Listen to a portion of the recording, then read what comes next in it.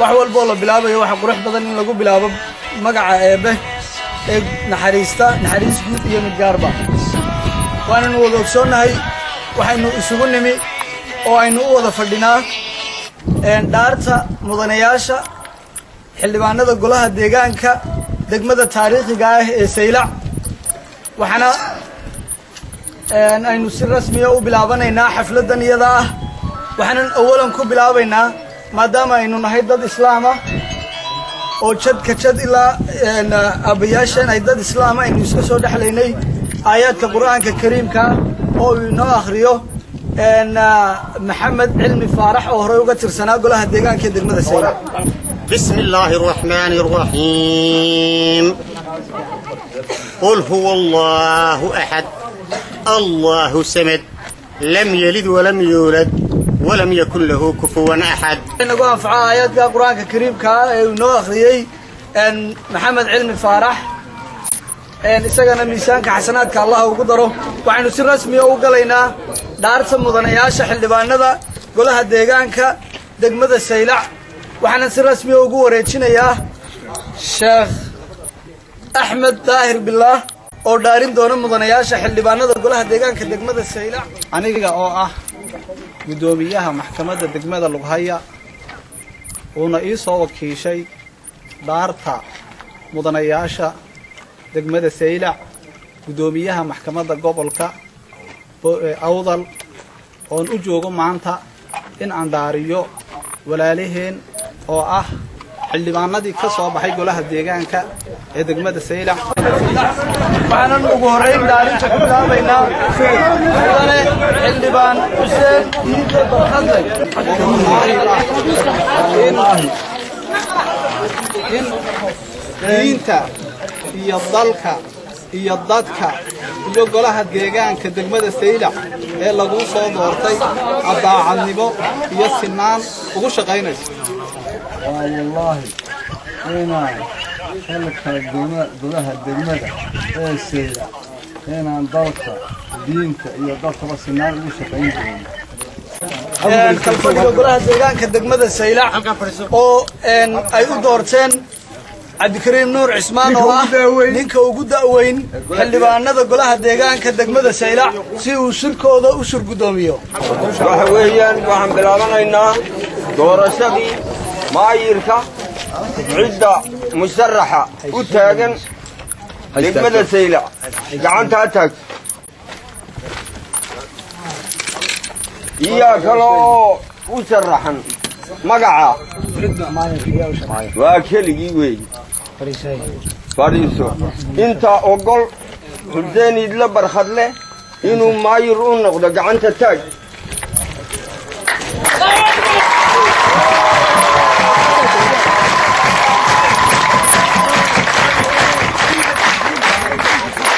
toddobiyo toban buu ahaa goluhu toddobaa ka maqan degmada Saylac toban baa fadhida kooramkii sidaasuu ku buuxaa sidaasuu ansax ku yahay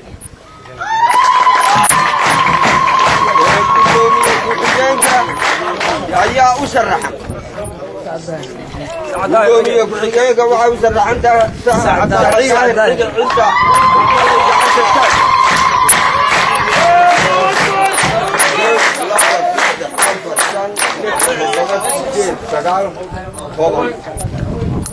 toban kuba hal diidan male sidaasuu ansax ku yahay waa toddobiyo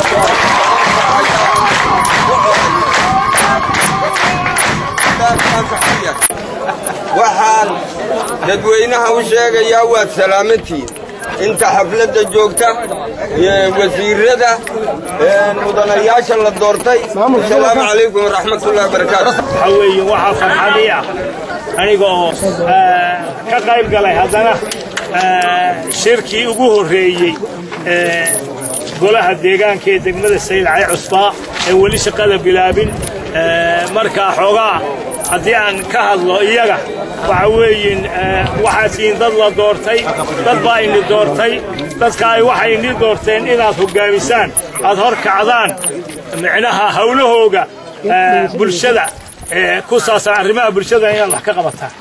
micnaha arrimaha bulshada kolkaan leeyahay waxa weeyin iskuulaadka biyaha caafimaadka iyo wixii lamid ah taas inaad wax ka qabataan waa hawl inii taalla degmadan ini doortay Saylac xarunta gobolka Salid kolkaan ka hadlayno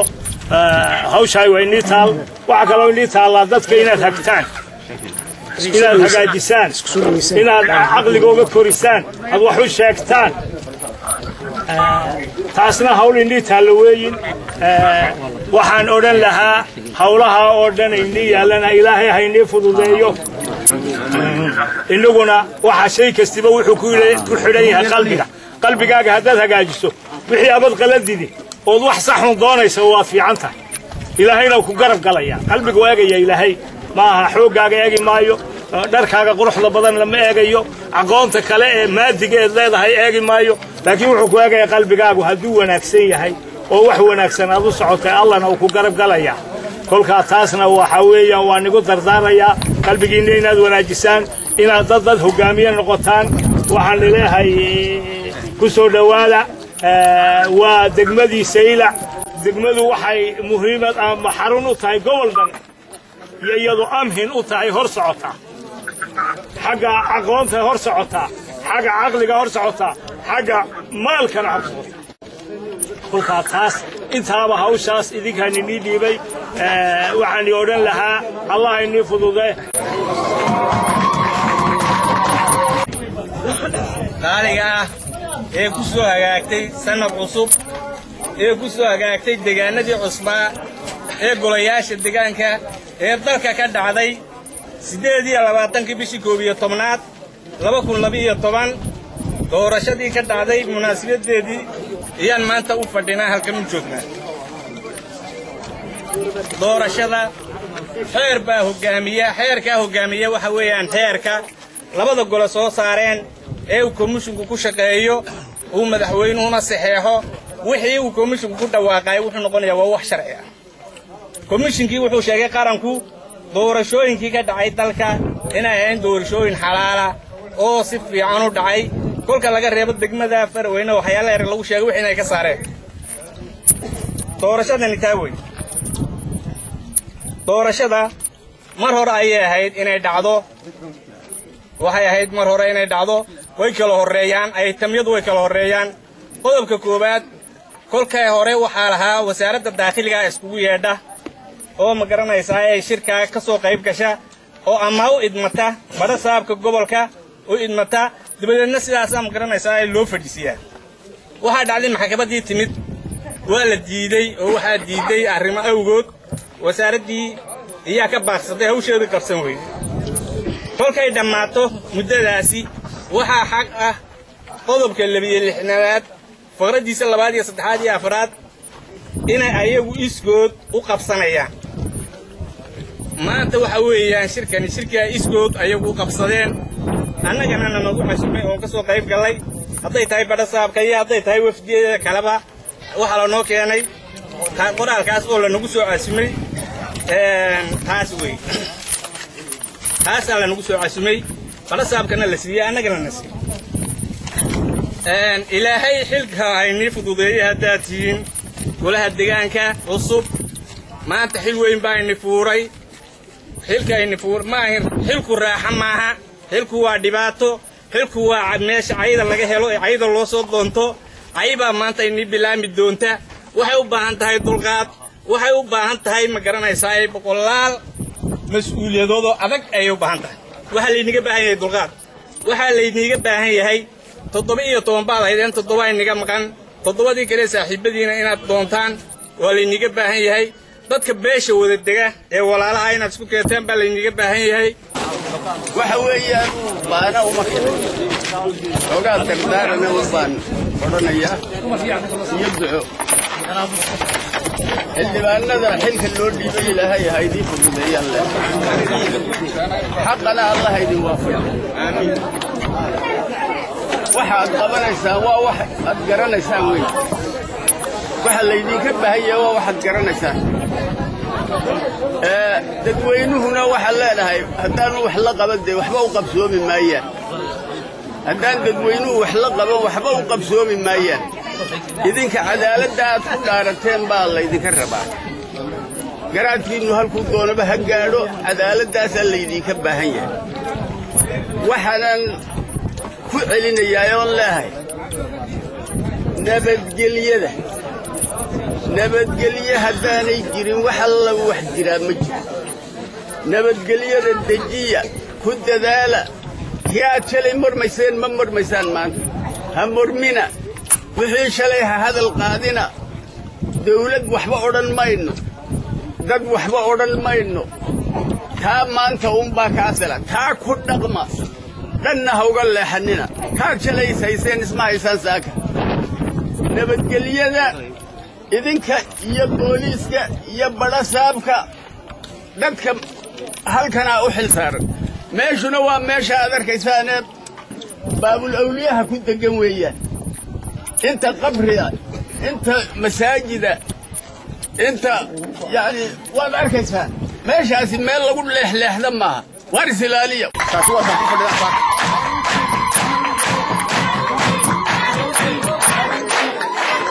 talabaad ee kale ee saaka idin taale waxa weeye wixii soo dhacay xeexooyinkii soo dhacay meesha ka dhacay mar haddii saaka aad meesha fadhidaan idinka ayaa mas'uuliyad ballaaran oo aad iyo aad u ballaaran ayaa idin saarantay mas'uuliyaddaana waxaa laydinka baahan yahay si aad u hanan lahaydeen waxaa kaloo idinku boorinayaa ama idiin soo jeedinayaa waxa weeye dadka aad xukumaysaan ee walaalihiina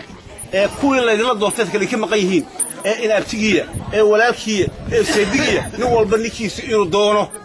uu soo dhaweeyo oo halkiisa keeno bartiisa joogaan oo si wax u wada aragtaan aad ku soo dhaweysaan raadisaan taasina waa qodob idinka idin yaal weeye xildhibaan marka waxa weeye waxay ka dhacday arrintan oo kale Hargeysa ka dhacday way noogeyn Berbere ka dhacday way noogeyn Ceergaal ka dhacday way noogeyn tii ugu dambeysay waxay ahayd Saylac bay ahayd marka Saylacna waxa weeye waa meeshii ugu dambeysay iyo degmadii ugu dambeysay ee 23kii degmada ka dhacday doorashadu dhaartu ay ka dhacaysa maanta halkaas ayaan u maleynaa inuu ku soo gabagabowday geedi socodkii dimuqraadiyadda ee Soomaaliland waxa ku fadhidaan waxa weeye saaka laga bilaabo waa sharci meesha sharciguna waxa weeye cid kasta oo majority oo isdooratay noocay doonto ha noqotee iyada ayaa majority ama xisbi ha noqoto ama ha noqoto maxaan ku xisbiyo isku tagay tabe taasi waa ku fadhidaan waxa weeyaan ama hadal dheeraan maayo iyadoo dardaaran oo maalisiin waxa weeyaan horta waan idinku hambalyeynaya guushii aad gaadheen kala waxaan ku hambalyeynaya doorashada maanta aad isdoorateen ee fadhigiinii ugu horeeyay aad fadhiisateen waxa weeyaan waxaad tihiin gole degaan baad tihiin gole sharci dejin baad tihiin waxa ugu horeeya aad qabsan doontaan waa xeer hoosaadka xeer hoosaadkiina hadduu idii samaysay oo xeerka hore u jirana amendment baa ku samaynaysaan haddaanu jirna xeer hoosaad baad samaysanaysaan sidii aad u shaqayn lahaydeen ayaa iyo waxyihiinnii ayaad u kala qaybinaysaad samaysanaysaan waxa weeyaan waa inaad si fiican u shaqaystaan waxa weeyaan waxaan kale oon idiin sheegaya dadku marka sanoo kale loo soo galo hawlaha noocaniya waxa weeyaan waa la yar calool xumaada ha calool xumaanina annaga imka waa la nacayaa meel walba waa lagu tugtaa maxaad qabateen waxa ma ihidin waa ku khasaaray waxaasaa la yidhi odhan doonaa dadka ha ka qaadinna degmada Saylac waxay u baahan tahay horumarin bay u baahan tahay anigu waxaan arkayaa degmada inay degmooyinka ka dambayso inay degmooyinka dib uga dhacday baan arkaa way habeen hore markaan jidkaas soo maraynay dee jid la mari kara ma magaalada markaa waxa la doonayaa inaad horumar u samaysaan oo wax muuqda aad taabataan markaa inaad degmadiina horumar u samaysaan oo la arki karo oo aad kaga bedelnaataan qoladii sallallahu ala Muhammad waxaan maanta halkan uga mahad celinayaa dadkan halkan isku yimid ee xafladan ku soo dadaalay qabashadeeda in badan oo oomanaa ayaan mahad celinayaa kuwaasoo kala wasiirada golaha labada qaranka ee labada qaranka wakiilada iyo kuwa guurtida salaadiinta عقاشة دمان هوينكا عرورتا عقليلها انتوا ماسينهم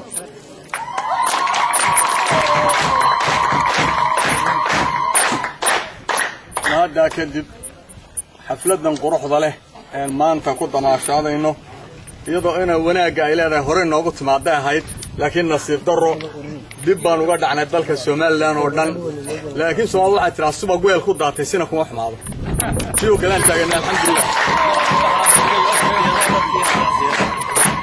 انت مركان دافو waxaan tacsiib celinayaa dadkii dhibtani markii xeerka lagu tuntay markii dibadhac la sameeyay markii degmada dalka gaar looga soocay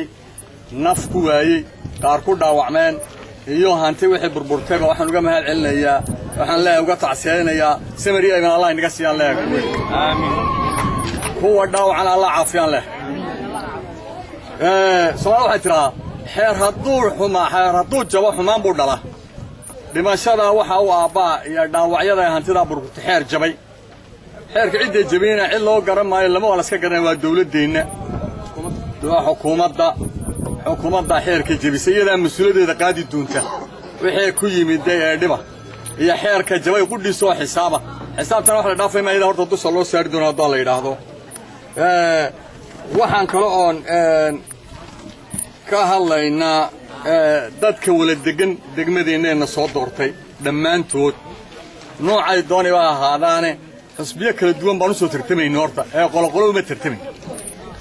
dadku horta inuu fahmaa buu ahaa inaa xisbiyo loo tartamayo laakiin qoloqolo ma tartamayn